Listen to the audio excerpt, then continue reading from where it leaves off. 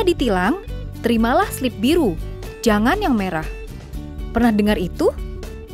Ternyata Undang-Undang Lalu Lintas dan Angkutan Jalan atau UU LLAJ tidak membedakan perkara tilang dengan tidak membantah baik itu slip biru maupun slip merah. Bahkan, penerapan slip biru dengan uang titipan sebesar ancaman denda maksimal juga keliru. Uang titipan itu seringkali hanya dijadikan ancaman. Wakil Gubernur DKI Jakarta, Basuki Cahayapurnama, memperkuat anggapan keliru itu dengan mengatakan bahwa pengendara yang menggunakan jalur Transjakarta dengan kendaraan pribadinya dapat ditilang dan langsung diberikan slip biru. Anggapannya, pelanggar langsung membayar besaran denda maksimal.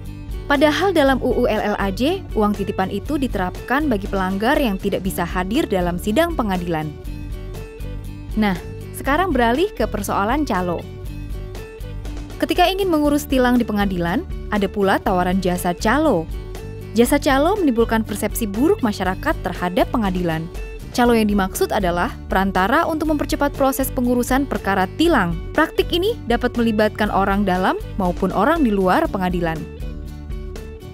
Sementara itu, ada pula penerima kuasa untuk hadir di persidangan sesuai dengan ketentuan pasal 231 KUHP, dan mereka juga kerap dianggap sebagai calo.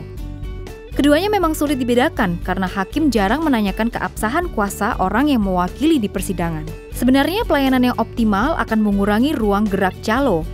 Dengan pencantuman kuasa dalam buku register atau daftar tilang yang dipublikasikan pengadilan juga bisa membuat calo jera. Kehadiran calo itu memang disebabkan salah satunya begitu banyaknya perkara tilang.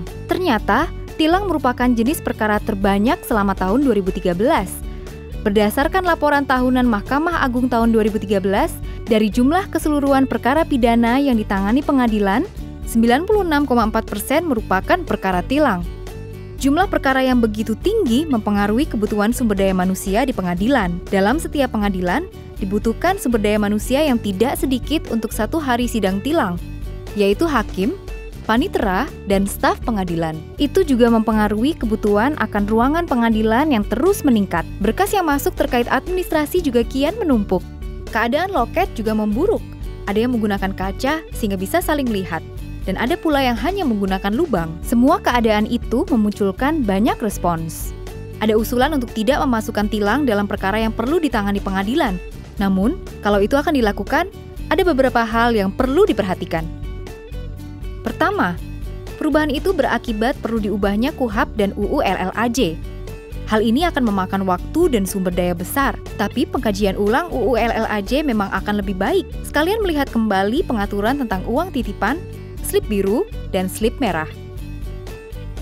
Kedua, pengadilan itu sendiri merupakan proses dari mendapat peradilan. Hakim dapat dijadikan tempat mengadu atau meminta keringanan. Hakim juga berperan memberikan pertimbangan terhadap unsur keadilan. Setidaknya sambil menunggu proses yang panjang itu, ada saran untuk mencontoh beberapa hal baik yang sudah terjadi. Sekarang bisa mulai diperbaiki pola hubungan dan koordinasi pelaksanaan peran masing-masing dalam perkara tilang antara kepolisian, kejaksaan, dan pengadilan.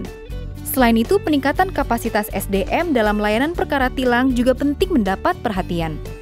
Teknis pelayanan yang sudah baik juga bisa dicontoh. Misalnya, informasi jadwal sidang yang dapat diakses melalui SMS maupun melalui website. Bisa juga menerapkan sistem antrian dengan nomor, sehingga lebih efektif dibandingkan pemanggilan antrian menggunakan nama. Bahkan ruang pelayanan yang berdekatan juga membuat pelayanan berjalan lebih cepat. Lebih bagus lagi jika di dalam website menyediakan besaran denda yang diputus hakim dan biaya perkara. Dengan demikian, pelayanan terkait tilang dapat semakin meningkat kualitasnya. Masyarakat senang, polisi tenang.